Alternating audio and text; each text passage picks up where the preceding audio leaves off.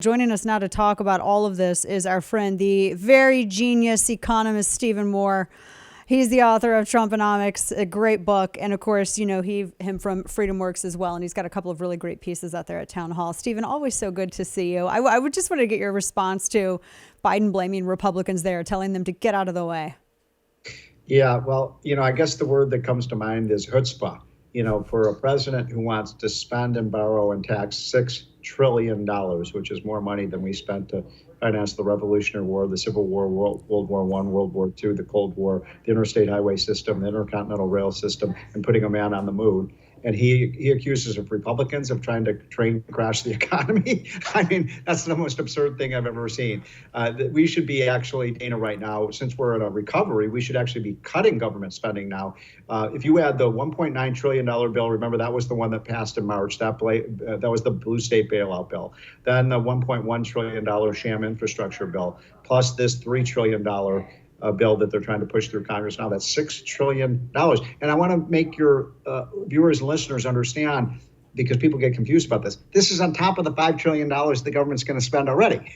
So this is unlike anything we've seen. The height of the fiscal calamity is just breathtaking. And for Biden to say, gee, they won't raise the debt ceiling for us to accommodate their spending. Hell no, Republicans shouldn't be raising the debt ceiling.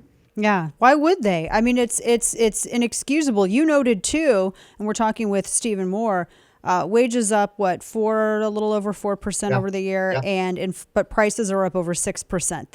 That does not reconcile.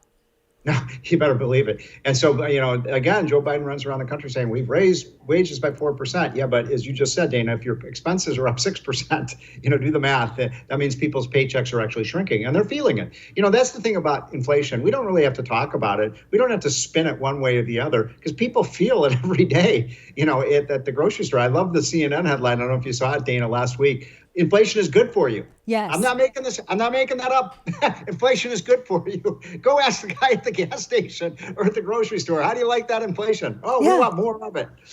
They say it's a sign of a healthy economy. I watched two talking heads on CNN say, oh, it's a sign of a healthy economy, that prices are going up and things and the supply chain, all of that means that things are getting back to order. And it was said with such seriousness. That's not how it works. No. So, in fact, they believe in this idea that if you have a strong economy, that causes inflation. Except, wait a minute. We had a strong economy under Reagan. We had a really strong economy under Trump. And, Dana, what happened to inflation? It didn't go up. It went down. So they've got their economics backward. And I'll tell you this. If you're concerned, folks, about the inflation that's out there, if you think it's bad now, if they pass this $4 trillion debt bill, and I'm doing, as you know, everything I can with FreedomWorks and America Principles, First Principles Project to try to stop this bill because it will do so much damage to our country.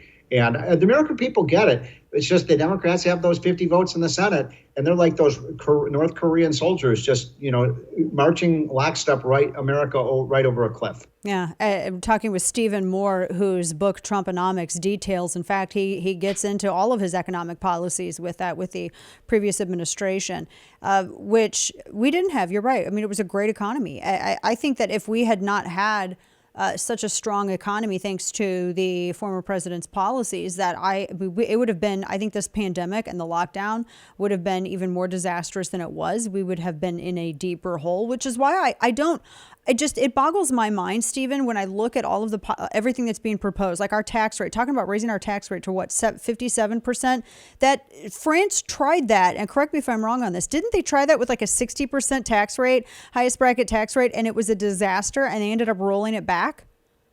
Yeah, most of the countries that have tried, tax rates as high as this have found that it's really damaged their economy significantly. When we cut, you're right, I work with Donald Trump, when we cut those tax rates to 21%. And my God, I mean, it was like a magnet, jobs, capital flowing into the United States. I remember talking to President Trump in the Oval Office about this. And I said, sir, this is even working better than we thought it would. And he smiled. He said, I knew this was going to work. But, what is the economic objective? I mean, I asked my liberal friends, explain this to me. How are we going to have a good economy if the United States has the highest tax rates in the world, which we would if this bill passes. And if you add, you left out, Dana, that if you add the state Oh, taxes, yes, that's right, right. then you're talking about 65% tax rates if you live in New York or New Jersey or California or I'm my in home state. Texas, so thank heavens. But still, still, it doesn't matter. I mean, it's still, some people are going to be getting hit 57, even if they live in a state that doesn't have that, the state income tax. I mean, but the fact that you just said 65% in some instances, like in New York or California, that's 65%. That's your income. It's pretty scary. And now the Democrats the latest chapter of the saga is now the Democrats want to give a massive tax cut to millionaires and billionaires living in New York and California and New Jersey by allowing them to deduct their state income taxes off their federal income taxes, which, if you live in Texas and Florida, you don't have to worry about that because now that would be the single biggest tax cut for rich people in the history of the country. Wait a minute. I thought this was a bill that was supposed to soak the rich. Oh, no, they only want to soak the rich of people who are Republicans and living in red states, not their rich friends. Just like they want to give you saw they want to give a big tax break to trial lawyers, $3 billion. Gee, why would they want to do that? Oh, yeah, the trial lawyers give 90% of their money for Democrats. They want to give a $2.5 billion tax cut to the union bosses. Gee, why would oh, yeah, the unions give 90% of the money to Democrats. And this isn't about helping working class Americans. This is pay to play. This is about holding on to power and rewarding the people who gave them money. Right. We're talking with Stephen Moore, Economist, his book Trumponomics, a great book to read. He's also the senior economic contributor over at FreedomWorks, with whom he's been really working hard with trying to get this trying to increase that. Yeah, against this bill. This bill. I mean, tell me about this too, Stephen, because I was reading through just some of the top line points of this, and there's also the targeting of. We saw this with Obamacare, with medical excise tax. We see pharmaceuticals and price controls for prescription medication.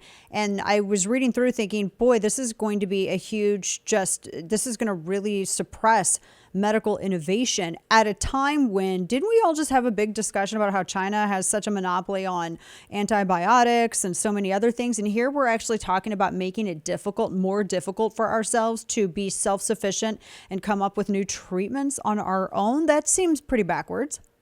Especially given the fact, I mean, you're spot on, and it's especially idiotic because we just had one of the great programs of all time called Operation Warp Speed, which gave us a vaccine in 10 months. And do you remember, Dana, liberals said, the New York Times and Donald Trump is lying. We could never have a vaccine in 10 months. It's going to take 2 or 3 years. Right. And we did get it in 10 months. But that was because the private sector, these companies like Pfizer, went out and found ways to do this. And we shortcutted some of those crazy regulations. We saved millions of lives for that. Now, just to prove that no good deed goes unpunished in Washington, now they want to take the profits out of the drug companies. That means if you care about winning the race against cancer, heart disease, multiple sclerosis, Alzheimer's,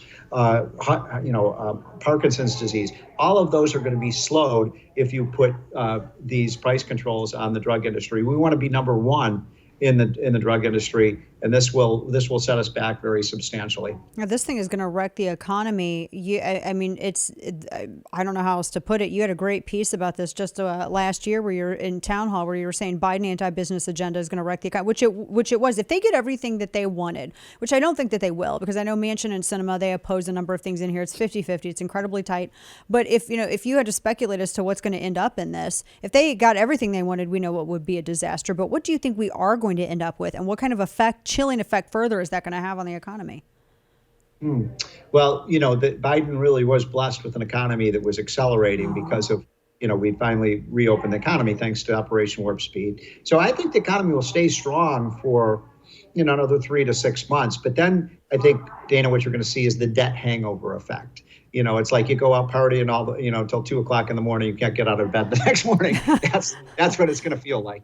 We're all partying like it's 1999 right now because it's all this free money, but bills have to be paid. It's like if you went out and just ran up your credit card. Oh, wow, this is so wonderful. I'm rich, but you have to pay those bills back. So I think we're making a big mistake. And I want to mention one other quick thing, if I may. Mm-hmm. I am so sick and tired of Joe Biden saying, I'm doing everything I can to lower gas prices. Number one, they want high gas prices, folks. They want high gas prices because they hate the oil and gas industry. They want to put it out of business, and they want people to stop using it. So they've artificially increased the price so that you have to use, windmills and solar power. But the other point is, no, he's not doing everything he can to lower the price. If we would just drill for American oil and gas, use our coal, use our nuclear power, use all our energy, we would have much, much lower energy prices. This is a result of the cult of climate change that has basically taken over the Democratic Party, and they don't care if they wreck the economy. They don't care if people have to pay $4 or $5 a gallon of gas, because that's a small price to pay to save the planet. Never mind, of course, that China doesn't care less about climate change,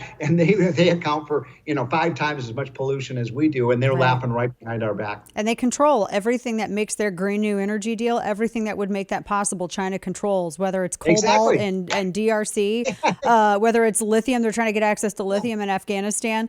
And it reminds me, last thing, Stephen, when we hear about all of the business that the Bidens have with these firms and with China and with pushing all of this stuff, I mean, really, it's like the Belt and Road Initiative for the rich people who stand to make money off of China's investments off of this. You have Belt and Road Initiative for all of these third world countries where they're trying to get, here, we'll give you some infrastructure and investment in exchange for us controlling some of your resources. It's it feels like the climate change and the Green New Deal stuff is like that Belt and Road Initiative for the rich, the uber rich left that stands to gain while everybody else suffers.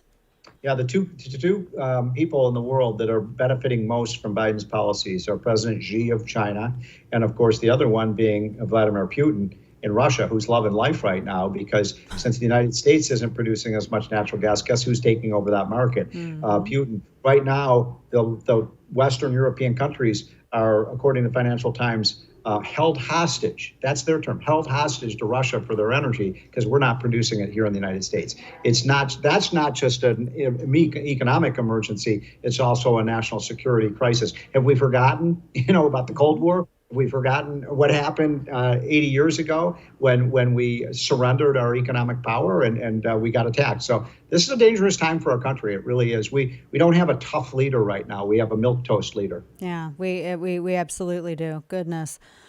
Stephen Moore, always such a pleasure to talk with you. Thank you so much for your insight on this. And if I don't see you sooner, Merry Christmas. Holidays. You too. Take Thanks care. so much.